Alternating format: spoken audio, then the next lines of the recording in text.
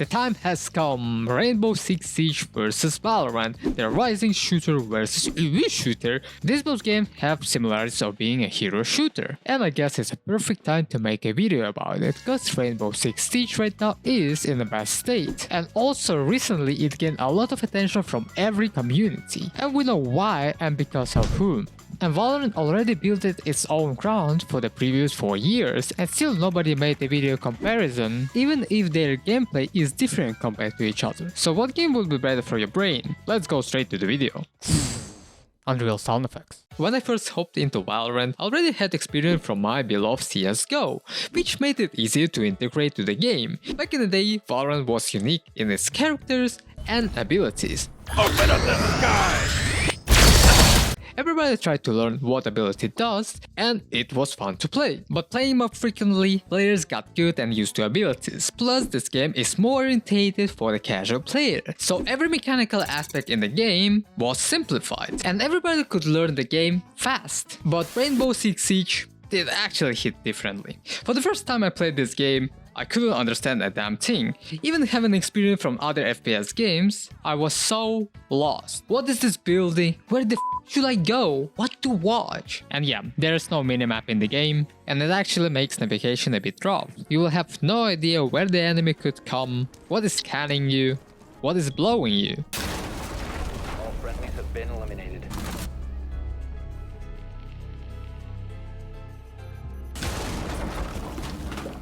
And how funny it didn't sound, even Ubisoft said that you will die a lot in this game. And that was well said. This game won't be easy, but it's satisfying to learn. Even if you already have experience in other FPS games, you will have hard time playing it anyway. But would I recommend R6 for the actual beginner? Definitely not, because of how complicated this game is. The actual beginner would actually quit the game as soon as possible. So, would I recommend Valorant to play instead?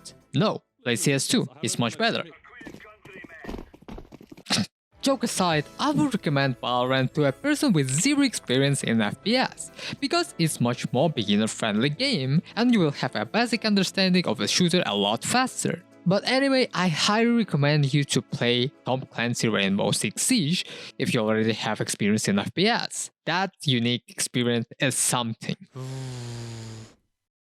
It would be logical to put gameplay aspect of the game afterwards. Both games have the same objective as in every classical tactical shooters like CS.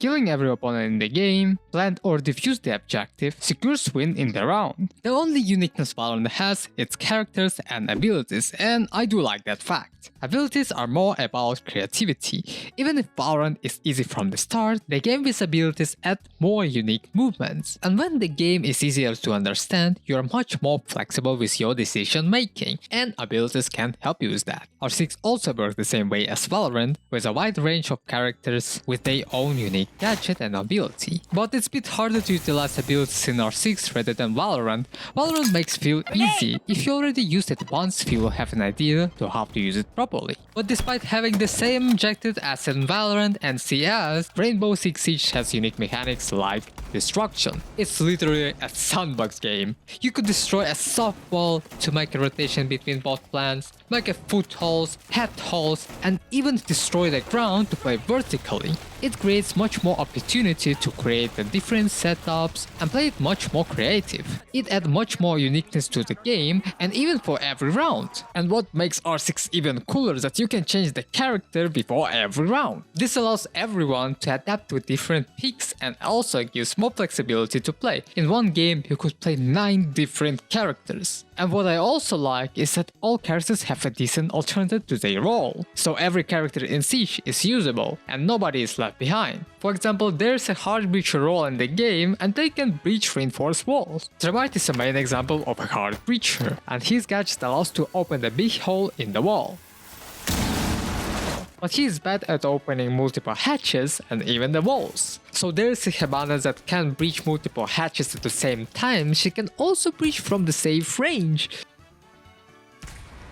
But her breach is quite slow at breaching and you could easily lose your breach charges of the slowness. They're still doing their job as a hard breacher, but some of them does specific job much more better. And there are many other characters with the same role, and decent alternative. Despite having their own abilities, some characters have and some characters don't have utilities like flashes, smokes, deployable shields, proxy alarms, and so on, which gives an opportunity to create more versatile setups. Valorant only has 4 different roles, and for better understanding, Duelist, one of the roles, is the one who has better ability to enter the site or escape safely after dueling. But everybody is still picking Reyna, Jett and Raze in Ranked because they are better in much different way than other 4 duelists, and it's also related to other roles. I don't like the fact that in Valorant I'm facing the same character every time, but I guess it's of the gameplay they have. Both games are quite different compared to each other, and it actually does make sense. And who wouldn't pick a strong and optimal character? But even if consider both of these games as ability-based games, they still remain as a shooter. So shooting was always the key component in both games. Starting with the easy one like Valorant,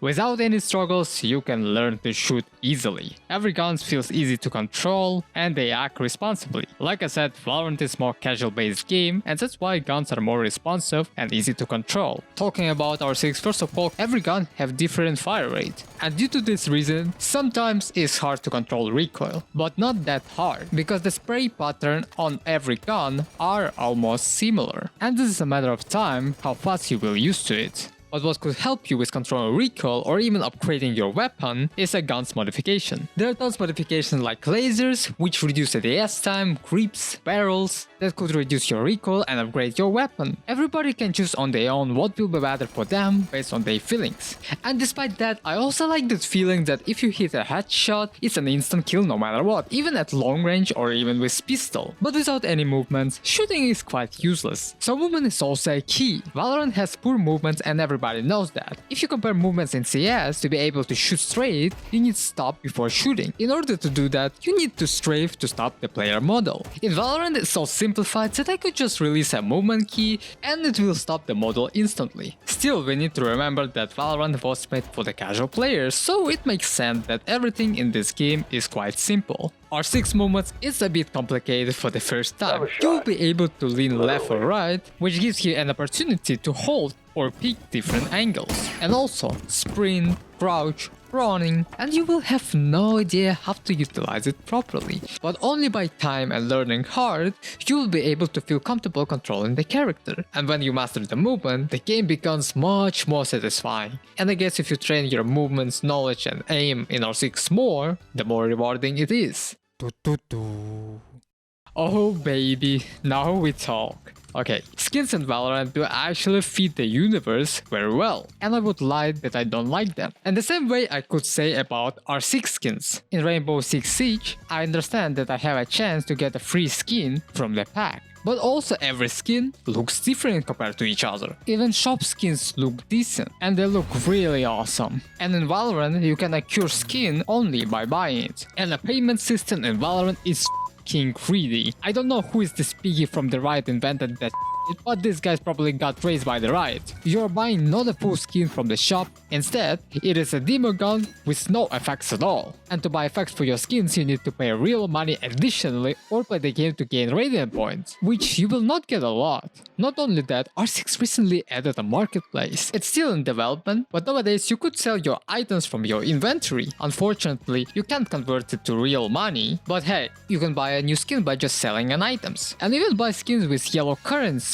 You can gain it by just playing the game, and it's literally without depositing a single money. Even without putting a single money into the game, my friend got a decent inventory as a free-to-play player in Rainbow Six Siege, and his Valorant inventory looks like this for years. At least he has gun buddies, right? And there is one more thing that I wanted to talk about. It is a Battle Pass. Battle Pass in Rainbow Six Siege is fair. By leveling up the Battle Pass, even free-to-play players can get free rewards like gun skins, character skins, and packs. And by buying a Battle Pass, you can get more content. And compared with Valorant Battle Pass is most ungrateful and greediest pass I've ever seen. It contains nothing unique at all, and every gun time to time is the same without any effects. And normal guns are usually with effects. And if you are a free-to-play player, forget about guns. You can get only useless graffitis, gun bodies, and one gun per battle pass. And I am sure that most Valorant players who are sane are agree with me. We know how cringe Valorant's community is with uwu subculture. For every kill you get, I'll give you an uwu. Even someone out of the Valorant who is not playing this game at all is a humiliation for your ears listening ara. But everybody already knows that. There are tons of videos on YouTube which covers either topic, but I never got e-couples in my games, and if I did, they were probably uwu-kitting in Discord. And speaking about the community itself, my games in Valorant were fun, and I was surrounded around cool people. Pineapple pizza or no? Absolutely not. What the f? That's disgusting. But still, there is also a toxicity, and there was a lot more toxicity than in Rainbow Six Siege. Bro, what the monkey are you doing? And I would say that R6 gives me a chill vibe while playing. In this game, nobody knows how to communicate and do callouts. So usually everybody playing with turned off mics. But yeah, rarely someone talk and do callouts. And I do like there are not many players who will talk to you if you are a bottom fragger. And it's only happened to me maybe 2 times in my 100 hours in this game. In Valorant, at least 10 times during a week. Surely there will be a kid with a massive ego who will talk about how beautiful your mom is because you're a bottom fragging the whole game. And it's happened to me very often when I play this game because I am negative KD E-boy. So I really enjoyed this atmosphere in R6. And maybe when you go up our ranks, communication with the team gets better. And yes, it will, but still most time they will not talk to you at all if you're solo queuing. Yeah, I never was in high ranks, but watching R6 streamers who are playing ranked made me believe that even in the high ranks, people are not talking. And if you're playing for the win, and most likely everybody plays for the win, you probably won't like R6 community of that silence during the game. And I personally think that's a bit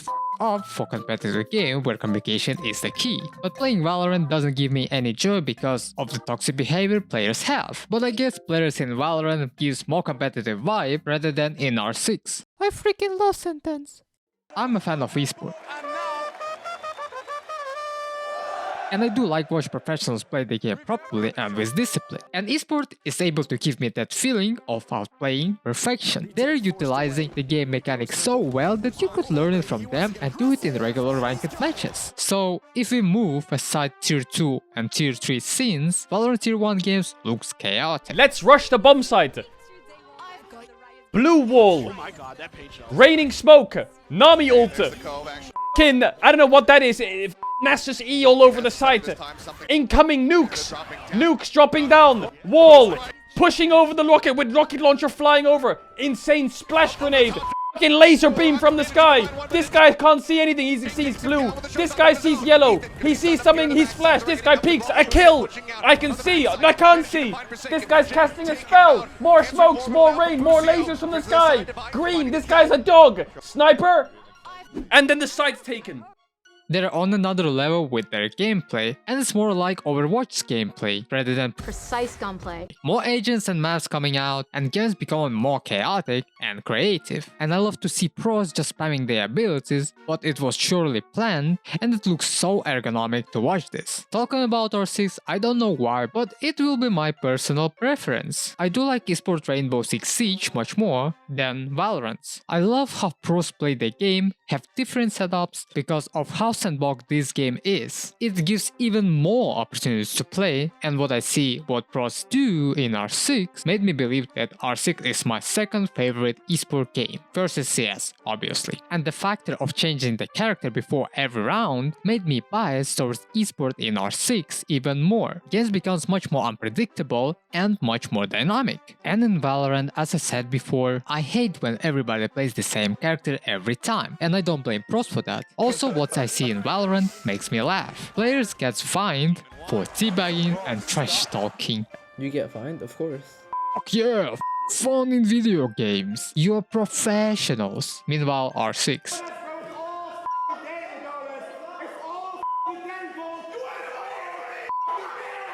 Look at Canadian, bro.